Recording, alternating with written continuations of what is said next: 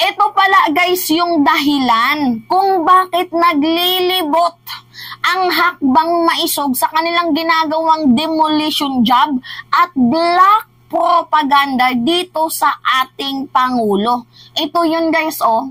Nakikita nyo, literal na nangangapa at nanganganib po ang kanilang pangalan. Kasi biruin mo, iilan na lang po ang naniniwala at nabubudol nila.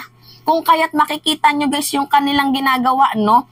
Yung demolition job na ginagawa nila sa ating Pangulo, yung paglilibot nila sa iba't ibang dako ng lugar dito sa bansang Pilipinas, yung black propaganda at demolition job na pilit nilang sinisira ang pangalan ni President Marcos. Kasi nga po guys, ito yung dahilan.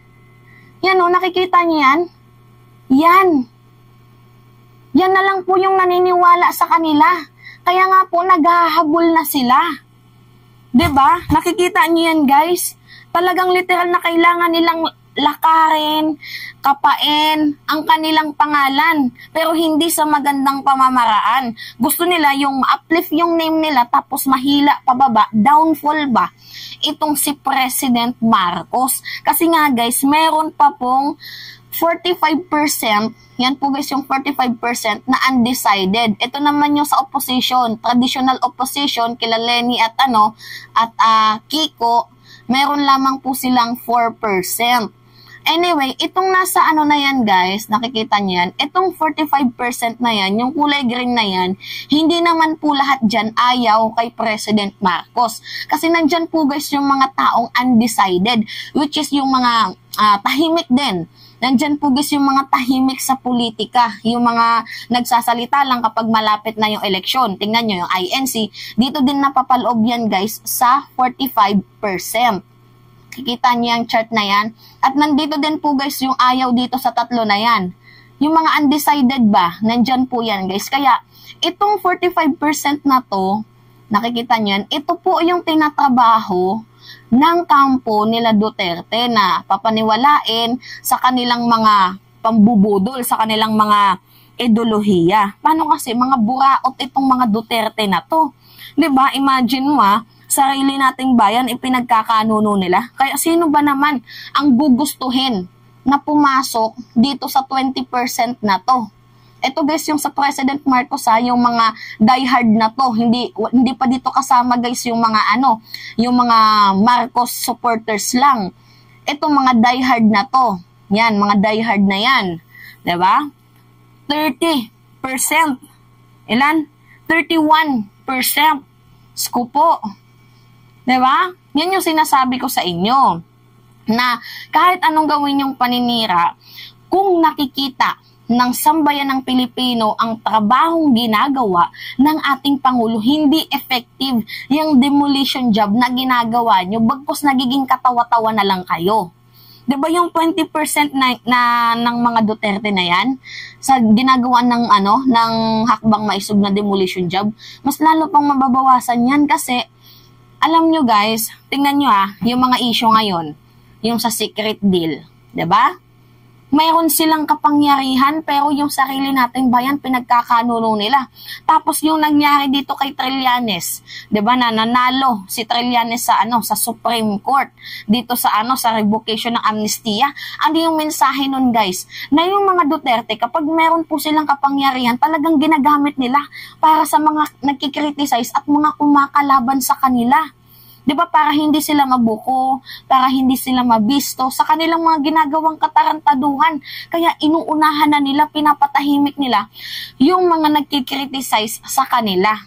Kaya nga guys, sinasabi ko sa inyo, yan, yung sa 45% na yan, kahit trabahuin man nila yan, yung chart na 45%, yung mga undecided, kahit trabahuin man nila yan, siguro yung ilan mabubudol pa nila, pero yung marunong na, syempre, nasa modern technology na tayo, at syempre, nasa mga bagong, bagong henerasyon na.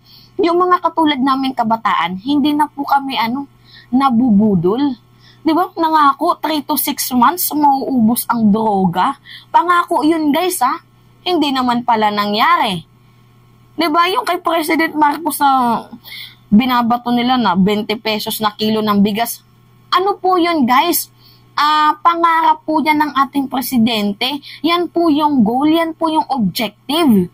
'Di ba? Objective po yan na kailangan natin na maging 20 pesos ang bigas within 6 years bago matapos ang kanyang termino. Kaya nga, todo ano na siya, sa farm to road market, pagpapagawa ng mga dam, pamimigay ng libreng pananim, 'di ba, libreng abono. Kaya nga guys, nandito pa si President Marcos sa chain of process. At least, kahit hindi man yan maging 20, pero kung makita natin na naging 25, naging 30, at least naging successful naman po kahit papaano. Not unlike dito sa mga Duterte, within, sabi pa nga, 3 months, mawawala ang kriminalidad sa bansang Pilipinas. My God, umabot na siya ng 6 years. Ang dami pa ding mga mga kriminal na nangyayari dito sa ating bayan. Kaya nga guys, itong natitirang na yan, 45%, as much as possible, tinatrabaho nila. Yan po guys. Kaya itong mga na to, kasi unti lang yung bilang ng Leni and Kiko supporters. Ito, alam na natin na nakikipag-cooperate na to sa Marcos administration kasi parehas na sila ng ideology. 'Di ba? Yung sa usaping West Philippine Sea, sa usaping war on drugs, pumapabor po dito guys kay President Marcos. So, yung 31 plus 4%, 35 na. No, 'di ba? Marcos at Leni, 35 na. Hindi ko naman sinasabi na lahat ng mga Leni supporters ay pumapabor kay President Marcos, pero mostly ngayon, pabor sila sa administrasyon ni President Marcos. So ngayon, ang ginagawa ng mga Duterte is yung mga hindi na talaga nila kayang hatakin, 'di ba? Yung mga Lenilian supporters, 'di ba? Hindi na nila kayang hatakin. Dito sila tinatrabaho nila yung 45%. Pero guys, makikita nyo kung gaano kamahal ng sambayan ng Pilipino si President Marcos. Kaya hindi mananalo si Sara Duterte kung wala si President Marcos, no? Hindi talaga yun siya mananalo, guys, kasi mas malaki po yung bilang at mga nagmamahal kay President Marcos, 31%. Ito lang yung nagmamahal sa mga Duterte, ang iba bayad pa dyan. Diba? 20%, yan lang po. Ito naman, yung sa 45% na to, nandito na po yan guys lahat. Yung mga ayaw kay Marcos, ayaw kay Duterte, yung mga tahimik sa politika, yung mga Marcos supporters lang, hindi talaga loyalist, yung mga diehard, kasi ito diehard at mga supporters na to, dito ako belong. Kasi nakikita ko na may tama naman ang ginagawang administrasyon. Pero kung mali ang ginagawa ng administrasyong Marcos sa approach nila, dito sa usaping war on drugs, sa usaping West Philippine Sea, hindi ako susuporta, pero tama ang kanilang ginagawa. Kaya maituturing ko yung sarili ko na diehard ako. Dito ako belong sa pro-Marcos.